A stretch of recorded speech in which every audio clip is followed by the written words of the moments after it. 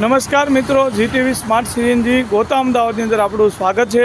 ગાડી આજે આપણી પાસે આવી છે મારુતિ સ્વિફ્ટ, જેમાં સીએનજી કિટ આપણે ઇન્સ્ટોલ કરી દીધેલી છે। પણ આ વિડીયો આપણે માત્ર ચેક કરવા માટે કસ્ટમર માટે બનાવીએ છીએ કે કામની અંદર ફિટિંગની અંદર કેટલો ફરક રહેતો હોય છે। બીજી એક ગાડી આપણી પાસે મારુતિ બલેનો છે કે જે બહારથી આવેલી છે અને એમાં બહારથી ફિટિંગ કરેલું છે। મહેસાણાની ગાડી છે અને સીએનજી કિટનું જે ફિટિંગ છે મહેસાણાથી થયેલું છે। હવે ઘણીવાર કસ્ટમરને એવું થતું હોય છે કે પાછળ પેટ્રોલના ઢાંકણામાંથી વાલ બેસાડી દેવી એટલે ગાડીની અંદર કંપની જેવું ફિટિંગ થઈ ગયું, તો એવું બિલકુલ નથી। કંપની ફિટિંગ કરવા માટે ખાલી પેટ્રોલનો વાલ ઢાંકણાની અંદર પેટ્રોલનો વાલ લગાડવો ઇનફ નથી। એના સિવાય પણ જે બીજી જે ફિટિંગની અંદર ક્વોલિટીની અંદર જે ચેન્જીસ થતું હોય છે, જેમ કે સૌથી પહેલાં આપણે વાત કરીએ તો બહારની જે રેટ્રો ફિટિંગ ગાડી છે આ ફિટિંગને રેટ્રો ફિટિંગ કહેવાય। સીએનજીની અંદર ટોટલ બે ટાઈપનું ઇન્સ્ટોલેશન થાય।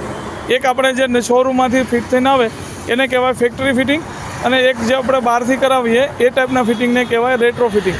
તો આ ગાડીની અંદર રેટ્રો ફિટિંગ કિટ લાગેલી છે અને આ ગાડીની અંદર આપણે ફેક્ટરી ફિટિંગ કરેલું છે।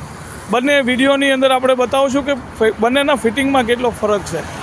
સૌથી પહેલાં બલેનોનું ચેક કરીએ તો બલેનોની અંદર મહેસાણાની ગાડી છે ને, મહેસાણામાં સીએનજી કિટનું ઇન્સ્ટોલેશન બહારથી કરાવેલું છે।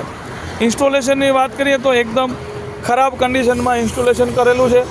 જે મેઇન રેલ આવે સીએનજીની હાઈ પ્રેશર ગેસ જેની અંદર સિક્વન્સ થતો હોય છે, એ રેલ સીએનજીના એન્જિનના એકદમ કોઇલ ઉપર લગાડવામાં આવ્યું છે કે જે પાછળથી જોખમ સાબિત થઈ શકે છે। આપ જોઈ શકો છો કે રેલની અંદર કોઈ પણ જાતનું ફિટિંગ જે છે એ કરવામાં આવ્યું નથી। એકદમ લૂઝ કન્ડિશનમાં રેલ જે છે એ લગાડેલી છે। હવે સપોઝ ગાડીની અંદર આપ જોઈ શકો છો કે અહીંયાથી આ પાઇપનું આપ જે ચેક કરી શકો છો, પાઇપનું અહીંયાથી આપણું એક કટ લાગી ગઈ છે। હવે બાય ચાન્સ આગળના ભાગમાં સાયલેન્સર છે અને અહીંયાથી આ કટમાંથી ગેસ લીક થયો તો ગાડી ફાયર થતાં કોઈ બચાવી ના શકે। એટલે આ આપણી સેફટી સાથે બહુ જોખમ છે, સેફટી સાથે છેડા કરેલા છે। ફિટિંગ જે છે એકદમ ખરાબ કન્ડિશનમાં કરેલું છે। અને રેડ્યુસરની વાત કરીએ તો રેડ્યુસર એકદમ આગળના ભાગમાં અહીંયા પંખાની એકદમ બાજુમાં રેડ્યુસર લગાડેલું છે। એટલે ગાડી ક્યારે બી આગળથી આપણી ટક્કર થાય છે તો એ ટક્કરમાં એ જે આગળનો ફિલિંગ વાલ છે એ ડેમેજ થઈ જતો હોય છે, રેડ્યુસર જે છે આપણું એ ડેમેજ થઈ જતું હોય છે અને ગાડીની અંદર આગ લાગવાના જે પ્રશ્ન થતા હોય છે અકસ્માત દરમિયાન। પ્લસ વાત કરીએ તો પાઇપોને કોઈ પણ કવર મારવામાં નથી, એવું ખુલ્લી પાઇપો એકદમ આપ જોઈ શકો છો કે અહીંયા જે છે પાઇપ ઉપર કાટ લાગી ગયો છે અને પાઇપો ખુલ્લી રાખવામાં આવી છે, પાઇપને કોઈ કવર કરવામાં આવ્યું નથી। અને વાયરિંગની વાત કરીએ તો અહીંયા સીએનજીનું ટોટલ એક્સ્ટ્રા વાયરિંગ જે છે એ આગળના ભાગમાં જે છે રફ રીતે ફિટિંગ કરેલું છે। આગળ જે છે એનું એડવાન્સર જે અહીંયા અને એની જે ઇસીએમ છે સીએનજીનું એ વાયરિંગની એડવાન્સર છે એ બધું ખુલ્લી જગ્યામાં બહારના ભાગમાં અનરેગ્યુલર રીતે અનસેફ રીતે ફિટિંગ કરવામાં આવ્યું છે। તો મિત્રો, રેટ્રો ફિટિંગની અંદર જે છે એ સેફટીનું બિલકુલ ધ્યાન રાખવામાં નથી આવતું। જ્યાં કારીગરને અનુકૂળ જગ્યા હોય ત્યાં ફિટિંગ થઈ જતું હોય છે, માટે રેટ્રો ફિટિંગનું ફિટિંગ કંઈક આ ટાઈપનું હોતું હોય છે। હવે વાત કરીએ આપણા ફેક્ટરી ફિટિંગમાં કંપની ફિટિંગની અંદર, તો આપ જોઈ શકો છો કે આની અંદર આપણે ફેક્ટરી ફિટિંગ કરેલું છે, મતલબ કે કંપની ફિટિંગ કરેલું છે। ફેક્ટરી ફિટિંગ એટલે હરેક પાર્ટ્સને એક રૂલ્સ, એક સેફટી નિયમ સાથે લગાડવામાં આવતો હોય છે અને હરેક પાર્ટ્સને એક સેફ ડાયરેક્શનની અંદર ફિટ થતું હોય છે।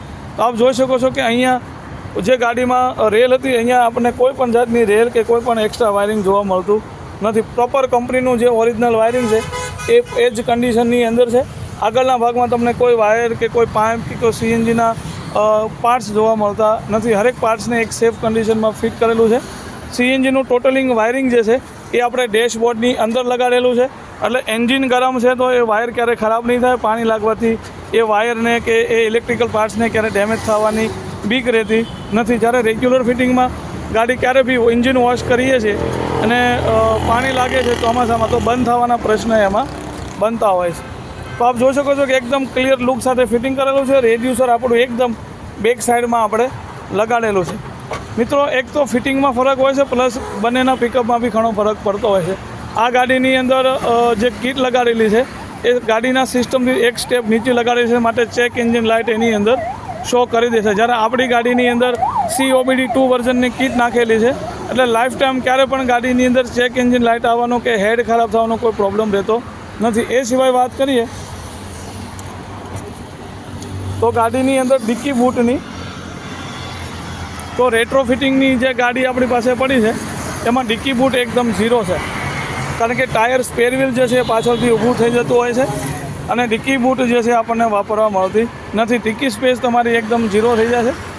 જ્યારે બીજી ગાડી આપણી પાસે જે આપણે ફિટિંગ કરેલું છે એમાં આપ જોઈ શકો છો કે જે સ્ટેન્ડ છે એ આપણે એકદમ હેવી ક્વોલિટીનું આપણે સ્ટેન્ડ છે ગાડીની અંદર યુઝ કરીએ છીએ અને સ્પેર વ્હીલ જે છે એ પાછળ આપણું અંદરની સાઈડમાં છે, એટલે સ્પેર વ્હીલ નીચે છે એટલે ડિક્કી બૂટ જે છે તમને ખાસો એવો વાપરવા મળી જાય છે. જ્યારે આ રેટ્રો ફિટિંગની અંદર ટાયર જે પાછળથી ઊભું રહેવાથી તમને બેકની જે ડિક્કી સ્પેસ જે છે જગ્યા વાપરવા મળતી નથી.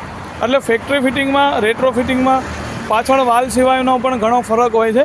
ઘણા લોકો પાછળ વાલ લગાડી દેતા હોય છે અને કહી દેતા હોય છે કે આ કંપની જેવું ફિટિંગ આપણે કરી દીધું, પણ એવું બિલકુલ નથી હોતું. એક વાલ આપણો જે મેઇન ફિલિંગ પોઈન્ટ છે એ આપણો પાછળ છે કે તમે પાછળથી પણ ગેસ જે છે તમે ફિલિંગ કરી શકો છો અને એક આગળનો પોઈન્ટ પણ આપેલો છે કે જ્યાં તમે આગળથી પણ ગેસ ફિલિંગ કરી શકો છો. બંને સાઈડમાં આપણા પોઈન્ટ આપેલા છે, બે જગ્યાએથી ગેસનું તમારું ફિલિંગ જે છે થઈ જશે. મિત્રો જ્યારે બી કીટ લગાડો તો બે જગ્યાએ એને જરૂર વિડીયો જોવો, ખાસ એનું ફિટિંગ જોવો, એક વખત ગાડીને ટ્રાયલ લઈને ચેક કરો અને ત્યારબાદ ડિસિઝન બનાવો કીટ લગાડવા માટેનું.